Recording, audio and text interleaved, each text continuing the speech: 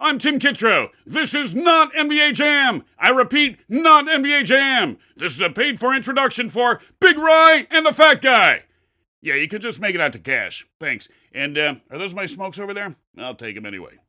Yeah, you're right, Fat Guy. Women are getting too tall. What's up, YouTube? It's the NFL Week 1 Picks Against the Spread video for the 2020 NFL season. So far since 2017, the Fat Guy and I have gone 336, 319 against the spread. Good for 53.5%. Not too shabby, Fat Guy. But we're changing it around this year. We're going to go straight into the picks. Let's start off with Thursday Night Football. Houston Texans at the Kansas City Chiefs. Houston is 10-point underdogs on the road. 47% of bettors are on Houston. Thursday Night Football, opening week. Fat Guy, who you got? Oh, it's pretty obvious here. Double-digit dog. I'm going to go with the Houston Texans. Although I think this line is just about right. There is some sort of fan representation in Kansas City. I think it's only 20 or 25%, somewhere in the ballpark of 15,000. I don't think it's going to make too much of a difference. Although you are going to see me take a lot more home teams than usual because I think people are they're assuming that there's almost going to be no home field advantage, but there has to be some semblance, even though it has been deteriorating for some years. All that being said, I'm going to be taking the road team with as 10-point underdogs in the Houston Texans. I'd like to get a half point out of this. I do feel this is one of the strongest lines. It's the most bet line as far as volume of bets, probably because it's the first game.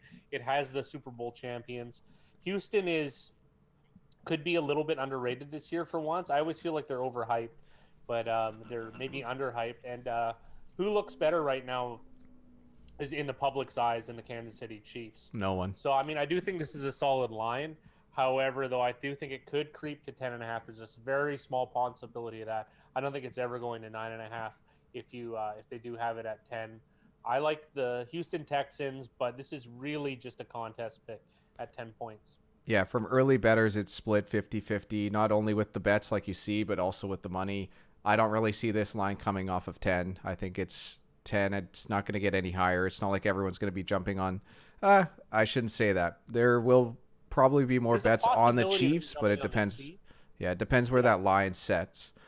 But I don't think there's going to be too much movement. This isn't really a bet per se. This is, like Fat Guy said, a contest pick. Let's move on to Sunday, where we'll start off with the Green Bay Packers traveling to Minnesota to take on the Vikings. They're 2.5-point favorites at home. Only 27% of bettors are on the Vikings, and only 8% of the money is on the Vikings. Fat Guy, who you got? That's usually cause for worry, the 8% of the money, but that's because I believe there's been some very large wagers put on the Packers, but that could just be whales rather than sharps. I do think that if you can get under 3, I do think the Vikings are a play here. It's not a great play, I wouldn't say. I think the Packers are – I don't really know how the public feels in relation to last year. Maybe it's gotten a little better. I know that the draft couldn't have helped their visible stock, let's say, because they drafted a quarterback in the first round that can immediately help their team. But I mean, they are a storied franchise. They are coming off a good record. So I do think they're given more of the benefit of the doubt. And I feel there's more animosity for Kirk Cousins, who I think is Big Ryan. He might be shaping up to be the Alex Smith of the future in regards to unexpected expected value. Yeah, quite possibly. I do like the Vikings in this game. I don't love them. So I'll take the Vikings, and I'm going to lay 2.5 points. And I will say that early money percentage, 8% on the Vikings, is not going to stay at 8%. We're going to probably see them creep up to at least 30, maybe 40. It could be even a 50-50 split. There's only 900 bets as of now for the site that we use, which is Action Network. You're more likely to see around 30,000 bets. So you're looking at like 5% of the bets have been put in. So the money percentages, they tend to fluctuate. These percentages, though, are pretty accurate. They might change a bit, but definitely people are jumping on Packers early. There's value on the Vikings, especially before that 3-point key number. Let's move on to the next game, Fat Only Guy. before that 3-point, I think. Yeah. Bears at Lions. Lions 1.5 point favorites at home, and this is split even 50-50. Fat guy, who you got? Going to home teams again, that's going to be a theme I think you're going to notice. It'll be the Lions -1.5. I do have trepidations about this. I am going to be betting this game. It won't just be a contest pick, but I have so little faith in the coaching staff of the Detroit Lions, even the management. I just haven't really liked anything they've done, basically, and I think they've thrown a lot of games away that they could win. I do think Stafford's a good quarterback, but I mean, as far as the market goes, I think that the Bears are equally maligned, because I mean the Bears did go under their total of 8.5. They only went 8-8 last year, and they do have a shaky quarterback situation. Let's call it is supposed to be Mitchell Trubisky who's suiting up rather. I feel like the Lions are a better pick at home. Not that home advantage should really mean too much in the times that we're in. But I do think the Lions is going to be the play here. They're less popular, let's say. I think more people would tune in to watch Trubisky shoot up than suit up, but hey, that might just be me. Probably, yeah. There's slightly more money on the Bears. This is going to be pretty split evenly. Market-wise, not much opportunity either way. Let's move on to the next game where the Indianapolis Colts travel to Jacksonville to take on the Jaguars. Jaguars are 7.5 point favorites at home. 43% of early bettors are on the Jags. Fat guy, who you got? This is one of the easier picks. I guess, is this going to be my Bengals? I feel like the Jags have been a darling of mine, every couple of years, and this might be them again. This is the worst Jaguars team we've seen in some time. And I think we can all agree this might be the worst team in the league. It certainly looks that way as far as a tanking standpoint. Losing Fournette, I feel, doesn't really affect their expected value. It might even make them better, to be perfectly honest. Oh, I threw in perfectly honest. First one of the year. But the stories coming out of Jacksonville is losing a star power of Fournette is bad in the public's eyes, even though it might actually be a positive. The Colts, of course, they traded their first-round pick for DeForest Buckner and gave him a large contract. The Colts also signed Phillip Rivers. In the public's mind, I think the Colts are on a team trajectory up, and the Jags are on a team trajectory down. So that should juice the line a few points more than it should. I feel this is a 6.5 point game, not a 7.5 point game. There's a little bit of meat on the bone. This is obviously the best line out there for the Jags. So if you can jump on Jags at 7.5, get good juice though. If you're paying -120 or more, I don't think this is going to be a profitable long-term bet. But I would say that Jags at -110, -104, dare I say it, at +7.5 at home. And don't forget, in Duval, they will be filling a stadium a little bit. Not that it really mattered ever for the Jags, because I'd say they've had one of the lowest home field advantages. But, I mean, any sort of factor, I don't know if that's juiced into the line. That's why I'm liking the home teams, because I feel like the few percentage points of win probability isn't added in the line. So that's why I like the Jags, because they're a team that everyone believes is just going to fold the tent. And they're a professional sports team. I think they'll show up. You can lose by a touchdown. It's not unreasonable to think that. Yeah, to add in a couple of points, the Jaguars' best line right now, Saturday evening as we're taping this, is +7.5, -105 at Pinnacle Sports. And the other thing I was going to add in is that I believe the Jaguars are the worst over-under team as far as wins. I think they were at 4.5 when we were going through and doing our research. I think they were the worst team. It was them, and was it Washington? Are those the two Absolutely. teams? Washington as well. I think the line slid a little bit after the Yannick Ngakoue incident. Yeah. Or trading. I don't know why it's an incident, but it kind of was, actually, considering he trashed the organization. Yeah, it was quite a bit of drama all offseason with Yannick. I'm happy to see him move on, though, and get a chance somewhere else to play, somewhere where he'll be a little happier. I know you and I can differ on those things at times, but I'll get back to the point of case. The Jags here are a classic play for us. I would like to see a little bit more of the public on Indy. but we're going to have to wait and see as that line goes. Who knows? Hopefully there's more bad news about Jacksonville before Sunday, and we can get a little more value there. All right, Fat Guy, on to the next game where the Miami Dolphins travel to New England to take on the Patriots. And the Patriots are 6-point favorites at home. 51% of early bettors are on the Pats. 90% of the money is on the Pats. Fat Guy, who you got? Well, there'll be a few shekels of the Fat Guy's money if it isn't already. There's a hint on the New England Patriots. How often do I actually get them? I almost never bet on the New England Patriots. Why? Because it's all positivity. Everything's on the up and up. The public loves betting on them. But I think the allegiance to Tom Brady has tainted that line. And the best line available right now is 6, and I think that's really, really good. Under, a touchdown will do it, and I think the Patriots are able to do it. Miami finished on a really strong note. They really did. They were a tale of two halves, tale of two cities. They were much better in the second half of the season. So I think that they've gained a little bit of confidence in the bettors. And I really thought Brian Flores should have been coach of the year for the Miami Dolphins, considering he turned that team around from arguably the worst start in NFL history. They couldn't have been any worse. Whereas the Patriots losing Tom Brady, picking up Cam Newton, perhaps Jared Stidham, that doesn't look like to be the case. I think the Patriots are an obvious play here. I have confidence in Bill Belichick, and 6 points on a team that looks like it's trending down against a team that's trending up. You know how I like to take the team with the bad news. And the bad news, I'm laying 6 points with the Patriots. Fat Guy, you convinced me when you talk through this that it's weird to say, but the Pats are actually a buy low, and the Dolphins are actually a sell high with how they finished the season. Tom Brady leaving. It's interesting. The bets are still split 50-50, but sharps definitely like the Patriots. 90% of the money on the Patriots early on, which is, I think, a little bit surprising, but the sharps are with you here as far as betting the Pats. Next up, the Philadelphia Eagles travel to Washington to take on the Washington football team. Washington is 7-point underdogs at home. 24% of early bettors are on the football team. Fat Guy, who you got?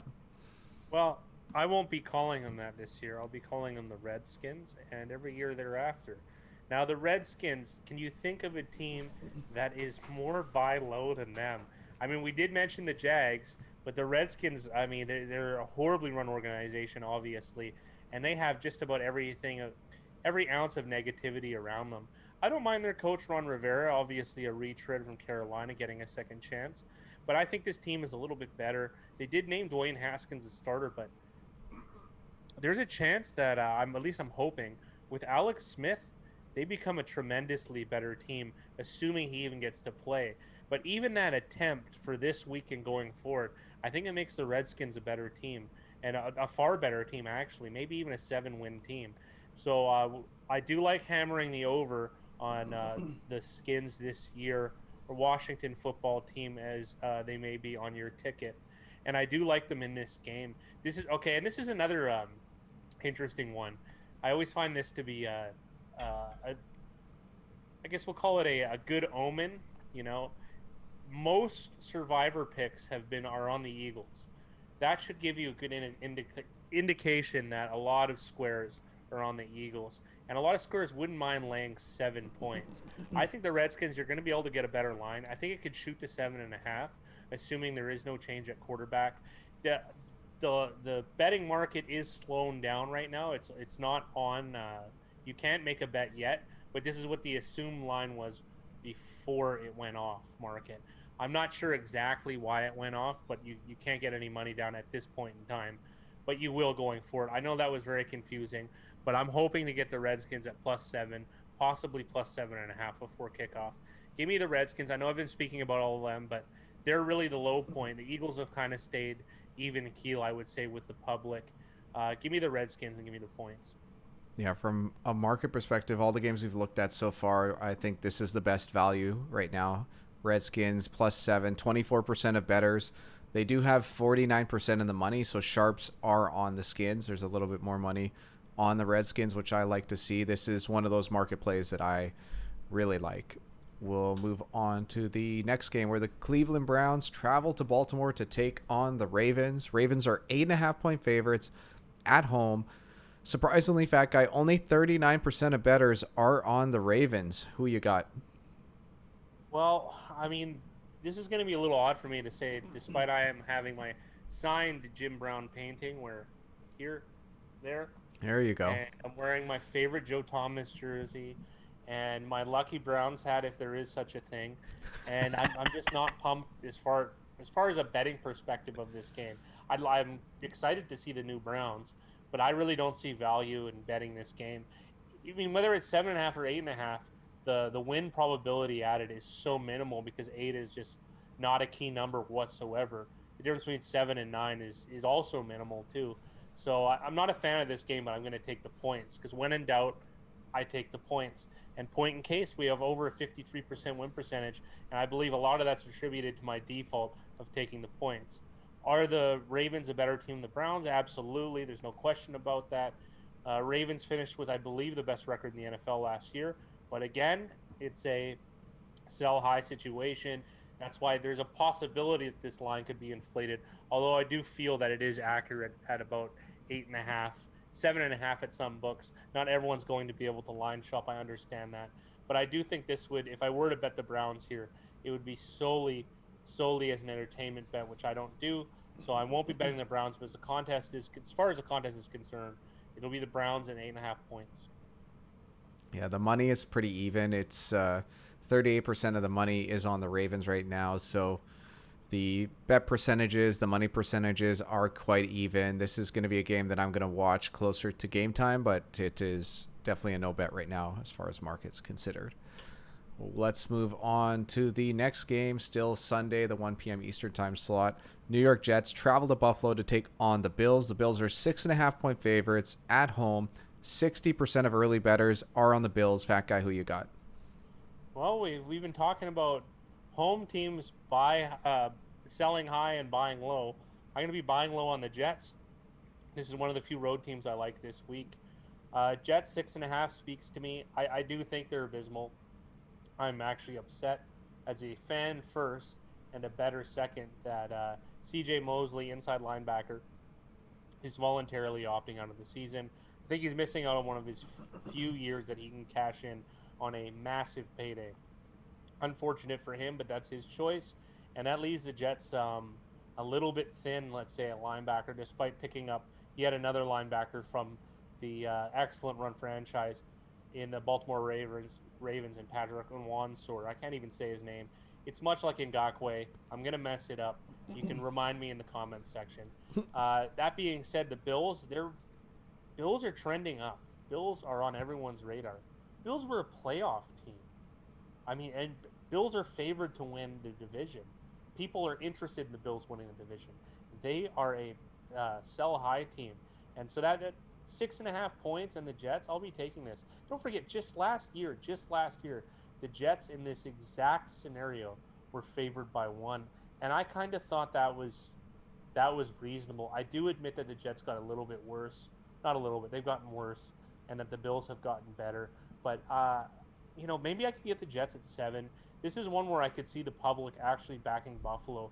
Buffalo been haunting gamblers for years. I think they've won over the confidence. And I could see a lot of money being put on the Bills closer to kickoff. So I'll be taking the Jets, but I'm going to look for a little bit of mobility because I don't see it creeping downwards, only upwards as far as points for the New York Jets. So I'll take the Jets and I'll take the points. Yeah, the betting market is actually super interesting for this game because only 40% of bets are on the Jets, but 78% of the dollars are on the Jets as well. So sharps are hammering the Jets. Public likes Buffalo. Sharps like the Jets. So this is a classic Jets pick. It's a sharps for squares game. This is good value on the Jets, I feel like. Next up, the Las Vegas Raiders. The Las Vegas Raiders travel to Carolina to take on the Panthers. Panthers +3 at home. 27% of early bettors are on the Panthers. Fat Guy, it's not going to be any surprise to me, but it might be to everybody out there listening. Who you got? Well, I did take off my Raiders gear and put on my Browns gear because I'm not taking the Oakland Las Vegas Raiders. I'm taking the Carolina Panthers, and I think this is one of those surprising teams going forward. I kind of think the Panthers are underrated. I'm not saying they're good. I just think they're better than people think they are. I think they've added some nice pieces. They're at least I prefer when teams take a chance on a new coach. They got Matt Rule, who I believe was a coach of Baylor, at least to try something new, because I feel like otherwise you're just kind of in equal probabilities with everyone else when you do the coaching carousel thing. I believe in going experimental, because don't forget, even Chip Kelly had a very good year his first year. I mean, he might have even won Coach of the Year the first year that he coached the Eagles, and they went on to the playoffs, and they had a very interesting look. I'm not saying that Matt Rule and his Baylor ways are going to be that transcendent, but it is at least a point of intrigue for this young Panthers team who is going to be looking a little bit different at quarterback with one of my favorites, another underrated guy in Teddy Bridgewater, who they probably got a good deal on in the long run, assuming he doesn't get injured. Now, that's a lot of talk about the Panthers. The Raiders are built how I like a team. I have thought that Mayek's done a great job as far as management goes. But as far as selling high, buying low, is the Raiders are on a slight uptick in trajectory. The Panthers really could look worse, but they can't look much worse in the eyes of the public. And I think this is a favorable game for the Panthers at home. Yeah, I'd have to agree, Fat Guy. And even the Sharps are on the Raiders, so the public and the Sharps both against Carolina this year, which might make it twice as strong, would you say? The contrarian pick? I think that's a bit of a stretch, but my inkling, though, is that this Carolina roster just isn't that bad. And that just speaks to everything. It's never as good as you think it is, and it's never as bad. It really isn't. Teams are rarely as bad unless Hugh Jackson is a coach. Teams are rarely as bad.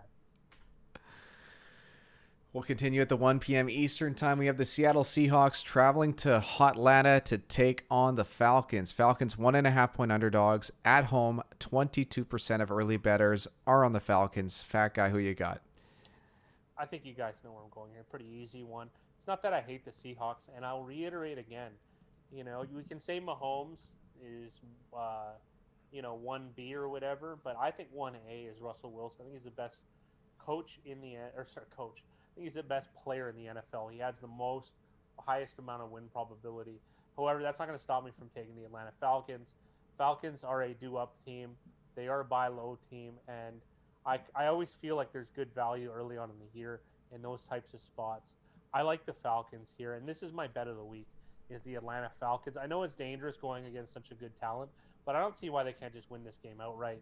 1.5 points rarely does it. I'd rather just take the money line with plus juice. Obviously, I'm not just dumb. I'm not just going to take it at even money. But I mean, you throw me a few percentage points there, and I'm going to be taking the Atlanta Falcons.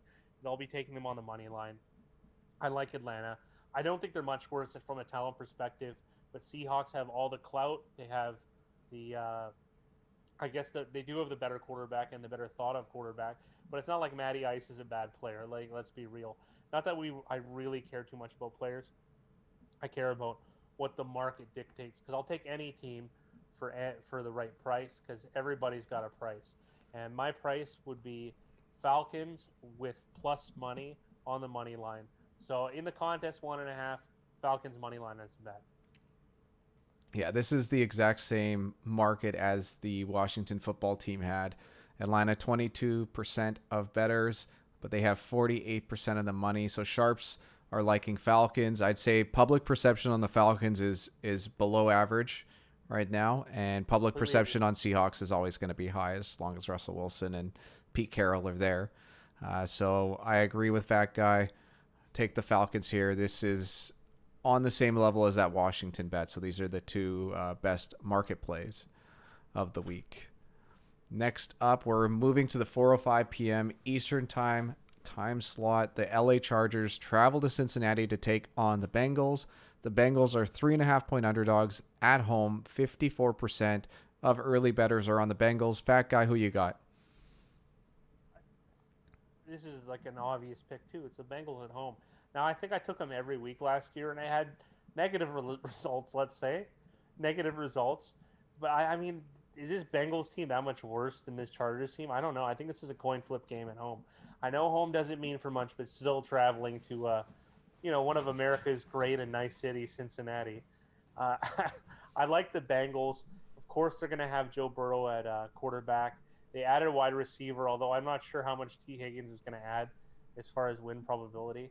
A lot of these positions that they draft, receiver and running back, rarely add any value when you draft them early. But I mean, there are cases. So I mean, I guess it's the best talent on the board. I'm just more privy to a defensive lineman, a quarterback, as well as a pass protector. But they did add Joe Burrow. But that's not what I care about. I still think the Bengals are a buy low team for the most part. Although the Chargers, I don't think have really improved that much, and they did add Justin Herbert, but he looks like he's going to be taking a back seat to Tyrod Taylor for possibly the entirety of the season. But maybe losing Phillip Rivers is a bonus. I'm not really sure. I would prefer them with the Riv, but that being said, this is a weird one to me. This is obviously the best line available at this time. It's 3.5. So there is some line shopping in there. It's probably more likely 3 where you are. But I think this game should really be a pick 'em, to be honest. And I think there is value on the Bengals. Give me the Bengals and give me the points at home. Yeah, the sharps are on Bengals. 69% of the money is on the Bengals. So sharps slightly on the Bengals. There is good value for them at plus 3.5 at home. I don't think anybody knows what to expect from either one of these teams. These teams could win 11 games. They could win 4 games. I wouldn't be surprised either way. So it'll be interesting to see how these two teams do, but I don't see how the Chargers are this much better that they would earn that minus 3.5 points, especially on the road, whatever you want to consider that advantage to be. That's a little bit surprising. It would be surprising, but set the ceiling at 9, okay? Obviously, they could win 16 or lose all or win 0, but I mean, 9 seems like a strong ceiling for either team. Yeah. But like you just said, if 9's considered strong for both teams, it's pretty even. So not sure why the line is set so high for the Chargers. No. Next up, the Tampa Bay Buccaneers travel to New Orleans to take on the Saints. The Saints are 3-point favorites at home. 35% of early bettors are on the Saints. Fat guy, who you got? This is an easy one again for me. Dylan, you're going to be happy. I'm taking the New Orleans Saints. Now, I actually think the Saints have stung bettors a little bit. I don't feel like they've the ROI has been there despite winning games. You're going to have to fact check this for me, but I'm not sure how many spreads they're covering in the last 3 years, especially in playoff time. They've been a disappointment because don't forget the Saints had a better chance at winning the Super Bowl in the eyes of bettors than the Packers did, despite having to play an extra round of games. Yeah, that was crazy. That was unbelievable to me. Just the probability in having to play another game is just massive, so it doesn't even make sense. They'd have to be so much stronger than the Packers, which inevitably they probably weren't if you're going by results, because they had an early exit and they certainly stung bettors against those pesky Minnesota Vikings who seem to beat them time after time. That being said, Dylan, I'm not going to trash all over your dreams. I'm going to be taking the, buy medium New Orleans Saints against the highest buy team highest sell team in the NFL. Buy for some, not for me. The Tampa Bay Buccaneers. They've added so much star power. Yep. The Bucs are literally going from 0 to hero in the minds of the public. And I don't know how much they've actually changed. Obviously, Winston had made a lot of mistakes, but he made a lot of heroics as well. And now you've got the settled pedigree of Tom Brady. That being said, I think the Bucs lines are going to be juiced all year, assuming they don't fall completely on their faces. They had the biggest move as far as Super Bowl odds, and that's a good barometer for the public. The Super Bowl market has probably the most juice of any future market I can think of, meaning you pay the highest commission, and high commissions usually deter sharp bettors. So that's usually where where the public and where the ill-informed bettors flounder. And with the Bucs making such a move means there's been significant money putting on them. And that's probably to do with the arrival of Tom Brady and Rob Gronkowski, don't forget, to a much lesser extent. All of that being said, I hope the Bucs blow out some teams just so I can get this positive wave of juiced lines where it counts, when we're really going to be betting, and this will be one of them. I hope the line somehow shifts to Saints -2.5 so I can put some significant money down.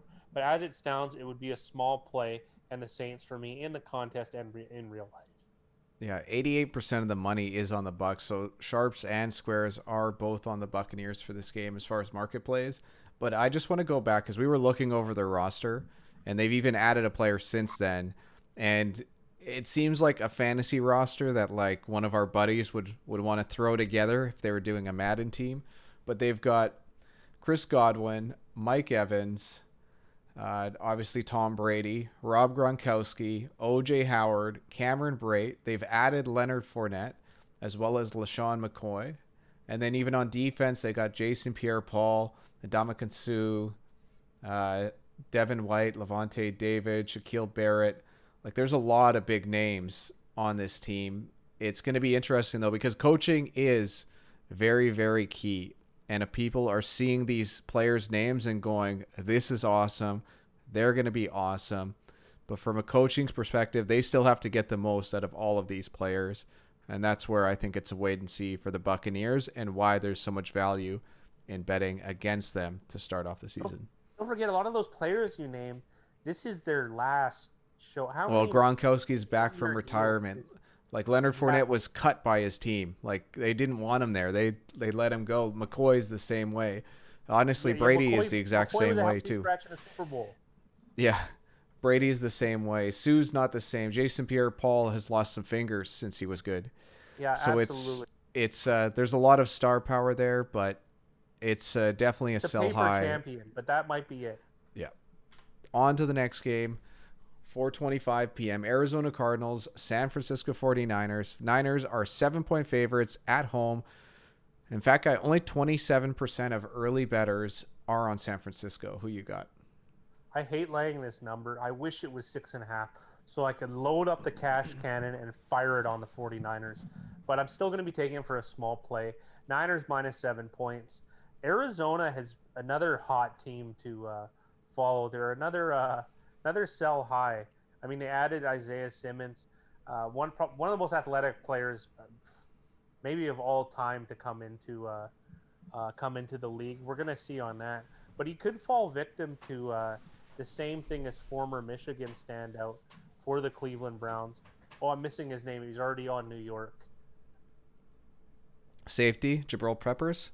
Jabril Peppers. There you go. See, sometimes Big Rye's brain does work. It's not often. It's usually white noise, but once in a while, when you're struggling, he can reach out and help you. Of course, he can't pull me up because of my astonishing weight. But that's hell yeah, brother. I actually really like what San Francisco did in the draft. They added Javon Kinlaw. I mean, they lost to Forrest Buckner, and then they just added another defensive lineman as if they needed it.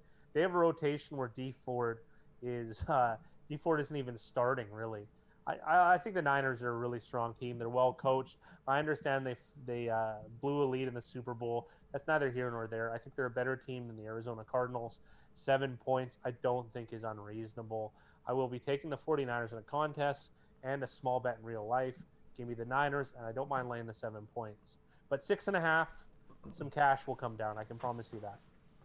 So they have the same betting splits as those two earlier games, the Falcons and the Washington football team, whereas 27% of bettors, but they have 51% of the money. The only thing I say, fat guy, is they are 7 points is a large favorite, and we don't like laying this many points. So from a market perspective, I think this is kind of an even game, even though the market says to take San Fran.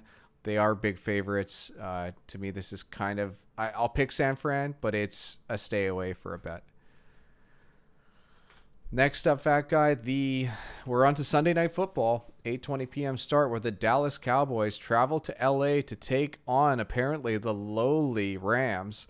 3-point underdogs at home. 36% of bettors are on the Rams. Fat Guy, who you got? The same old tale. The road team is heralded, and the home team isn't. I'm going to be taking the Rams. Going to be taking the points.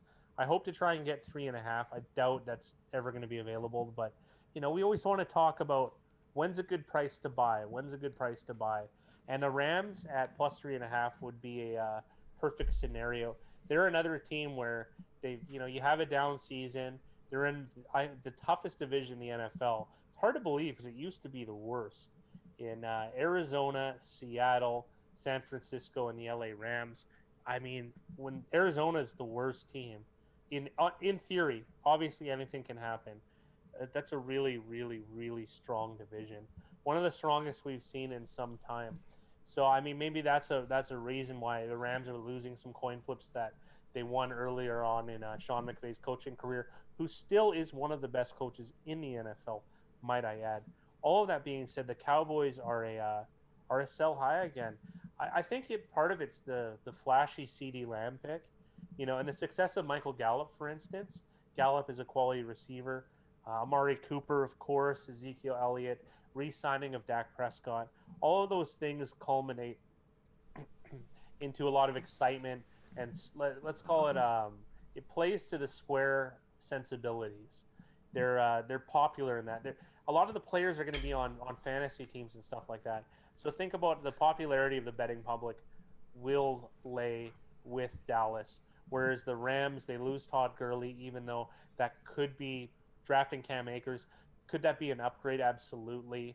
I mean, Brandon Cooks is gone. You're left with Robert Woods, but most of the same offensive line, same coach, Jared Goff, Aaron Donald is there. It's not like that team has gotten drastically worse. They've just lost some bigger names, which for me usually gives them a little bit of juice because it makes them underrated, and it gives me just a few percentage points. Because remember what we're all talking about? Team X is going to blow out Team Y. It might happen in that one instance, but if you were to simulate over a long period of time, it's going to be a razor thin margin. And think about it this way: we've selected how many games, Big Rye? 635 or something. Yep, something like that. Yeah, and we've gotten 53.5% right. Now you could come at us for having a low winning percentage, but I can promise you that not over 95% of you out there, if you picked as many games and you had to pick every game, you wouldn't be able to hit that mark. That's why we have the contest. It's very difficult. And by the way, 53.5% is making money. And that's all that matters at the end of the day. You're going to find very few people 55 and even less at 57. And there's maybe a few people in the world that can hit 59. That's how difficult this game is. And then if it's over 60, it's in the billions. If it's 65, it's in the trillions to one. That's how difficult this is. And that's over about a sample of the same 600 and change games. It is that difficult. But if you were to make, let's think of it this way: if you're to make 2% on every bet you made, you're going to be a wealthy man if you're conservative in 20 years. And that's what we're about: long-term growth. I'm sorry I went on a tangent, but that all had to be added in because we're trying to show everyone a realistic way of thinking about betting these seasons. Don't make it a throw on one game. It's anything that can happen. That being said, I think there's positive expected value on the Los Angeles Rams at home to Dallas Cowboys. And to add in, the money percentages are the exact same. So the bets and the money percentage, the public likes the Cowboys, and there's going to be a lot of public money on the Cowboys, really, no matter who they're playing. So there is good value on the Rams. If it's less than 3, we're probably looking at a money line play for the Rams. If it's 3.5 or higher, then you're looking at the spread.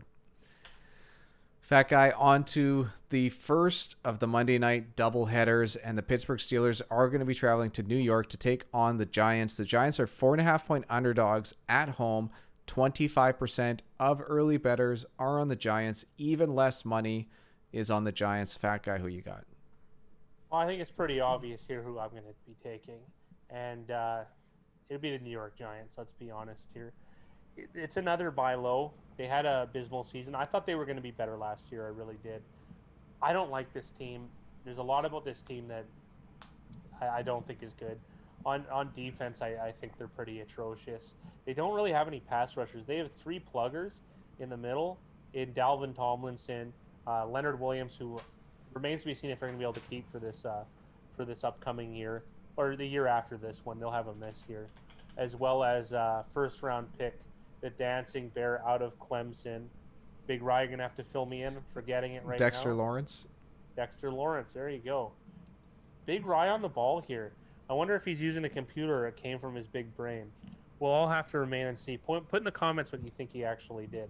All of that being said, the Steelers, they're being credited with by far the best defense in fantasy rankings, and I would say in as far as everyone I talk to. I mean, during this time, there's a lot of time for chatting, and a lot of people seem to put the Steelers' defense in high esteem. I think their Steelers' defense is good, but I don't think it's nearly as good as it was in the past, and I don't think they're as deserving as they seem to be getting as far as defense and strength of team. I think the Steelers are going to have a better year than they had last year, assuming they get stability at quarterback in Ben Roethlisberger not having an injury, assuming things all go well in that department. All that being said, they are also they're a sell high team, and the Giants are a buy low. And maybe the Giants surprise everyone. I don't really like the Jason Garrett offensive coordinator signing. And Joe Judge, I mean, he's a former coach, positions coach for the New England Patriots, and that seems to not translate as well as other teams, oddly enough, coming from the Bill Belichick coaching tree, who's maybe the strongest individual coach, but doesn't seem to have had success in people leaving his organization. Of course, that being Matt Patricia, Josh McDaniels, and such. All of that being said, I quite like the New York Giants. 4.5 points is obviously the best line out there. I don't even mind him at 3.5. We'll be putting money on them. Not like crazy money, but decent money. And I do like them in the contest. Give me the Giants and give me the points. Yeah, I did mention there's not a lot of money on the Giants. It's still early. This is a Monday Night Football game, so there's going to be a lot of bets on this game. 30,000 up to 50,000 bets, most likely. So we're only looking at a sliver so far, but it's pretty safe to say a majority of bettors are going to be on the Steelers. There will be some value on the Giants, at least at spread. I don't know how much value there be taking the money line. But well, it's the same thing. It's just more risky, right? Like, generally speaking, it'll line up in expected value whether you take the money line or the point spread. But it is more risky, but it'll have a higher payout. So, I mean, it's up to you what you want to do. I prefer taking spreads. And on to the final Monday night game, 10:10 p.m. Eastern Time. The Tennessee Titans travel to Mile High to take on the Broncos. The Denver Broncos 1-point favorites at home. 29% of early bettors are on the Broncos. Fat guy, it looks like people are still riding high on Derrick Henry and the Tennessee Titans playoff run. Well, that honestly, I would say our favorite team to watch this past year was Tennessee by a mile. Wouldn't you say, Big Rye? Oh, for sure. Just they've invested so much into that offensive line. They dedicate themselves to running the ball, especially playoff time. Like, we like what they did. They just went all out. They went, this is our guy. He's going to carry us through this. It just so happens that Derrick Henry is huge and he's a monster, but it would be really, really nice to see more teams decide to play this style of football. You don't even need the big bruiser. You don't need the big home runs. Like, you just need the consistency. You need the possession. You need to keep your defense not tired, because we've seen it way too many times where teams reach the fourth quarter, and if you're playing the Saints, if you're playing the Chiefs, if you're playing the Rams, like, any of these teams could put up 28 points in a quarter if you give them. And that's it. That's all she wrote. And it won't matter what you've done the first three quarters. Everyone down except the Chiefs, which, I mean, we haven't seen anyone really slow the Chiefs down. But don't forget, they beat the Chiefs in regular season too. Don't forget. I really like this Tennessee Titans team. They're not going to be my pick this week, but I have to give them a little bit of a shout out because it's been refreshing. You know, I understand that people like high scoring games, but it's not like the Titans aren't able to put points on the board. But time of possession, I think, is just the most important thing. I also want to give a little. You mentioned about an investment in the offensive line. Isaiah Wilson, their first round pick, who is a 340 pounds, 350-pound right tackle. He is a monster, 6'6". It'll be really exciting to see if he gets to start in that game. We'll start a lot this season, at least for the Tennessee Titans, because he's more of a road grader, from what I understand. Yeah, he's listed at pass 6'6", protector. 350. That's just a monster. It's a monster mammoth of a man. That being said, I think this is the biggest single advantage of any team as far as I don't know. We'll call it provisions from the virus. Is Denver's home field has never been really about fandom or fan interaction. It's usually been about altitude. There's players like Ryan Clark of old can't even travel to Denver because of the altitude. That often plays decently into Denver's hands, and I think that they're going to have a better season because of that. I'm a little weary of Drew Lock. I'm not sure that he's necessarily going to be the John Elway of old, but I still do think they have a good defense. I think they're a little antiquated in the coaching department. Vic Fangio is a little stuck in his ways, but I still think he's capable of putting together a good defense, and that's going to translate into some wins for the Broncos. I'm not saying they're going to the playoffs or anything like that, but this I think the home field will show up in adding at least one win to their total this year, and they're the only team to benefit from this type of home field. That being said, in a close game, which Tennessee is, this is a weird thing about that style. They can really beat anyone, but they can really lose to anybody. And I think this favors the Denver Broncos in this climate. I quite like the Denver Broncos in this game. Although they have been closer to a buy-high team as well, I will concede. Adding a receiver in Jerry Jeudy in the first round. And I think Hamler was a second-round pick. You had another receiver. And they also added Melvin Gordon, who I almost felt was unnecessary, let's say, because they had a bruiser in Royce Freeman. I guess Philip Lindsay is a bit of everything too, and then I'm not sure how Melvin Gordon is. He's gonna obviously lead them in carries and perhaps even catches, but I'm not sure how he's gonna fit in. But those are all kind of name pieces. They're all fantasy pieces. So I will say the Broncos seem to be a bit of a buy high, but I'm also up on them just a little bit for I feel is a league advantage in home field. All of this being said, I like the Denver Broncos. I like them at home, and I like them to win a low-scoring, gritty game, something like that. Yeah, from market perspective, the betting percentages and the money percentages are the exact same. It's 29-29, both for Denver. This is an easy market play, Denver Broncos. All right, Fat Guy, on to the lightning round. We'll start off Thursday night, Houston at Kansas City. Houston Texans. Moving on to Sunday's early games, Packers, Vikings. Vikings. Bears, Lions. Lions. Colts, Jags. Lowly Jags. Dolphins, Pats. Pats. Eagles versus the football team. Redskins. Browns, Ravens. Browns. Jets, Bills. Jets. Raiders, Panthers. Panthers. Seahawks, Falcons. Falcons. And moving on to the midday games, Chargers, Bengals. Bengals. Bucs, Saints. Saints. Cardinals, 49ers. Niners. For Sunday Night Football, the Cowboys at the Rams. It's Rams. And for the Monday Night Doubleheader, the early game is Steelers versus Giants. Giants. And the final Monday night game is Tennessee at Denver. The Broncos. Well, you heard it here first. Those are the Fat Guys picks of the week. Remember, you can make your picks for week one at BigRyanTheFatGuy.com. As well, we'll have a link in the description that you can follow. It'll take you to a Google form. You fill it out. Give us your email address. Put in a funny name that you want. We'll highlight where you are on the leaderboard every week on this show. As well, this year, Fat Guy, we're going to be doing a $100 US dollar prize for most regular season wins. What do you have to add to that? Well, as you can see, the prizing's starting to get a little bit better year after year. And if you continue to grow with us, there'll be little tidbits for our faithful viewers, as well as prizing that could, because we gotta make money to spend money. You know what I mean? But so it's got to go both ways. So if we continue to grow the prize, and it'll get better, our community will grow and fun things will happen.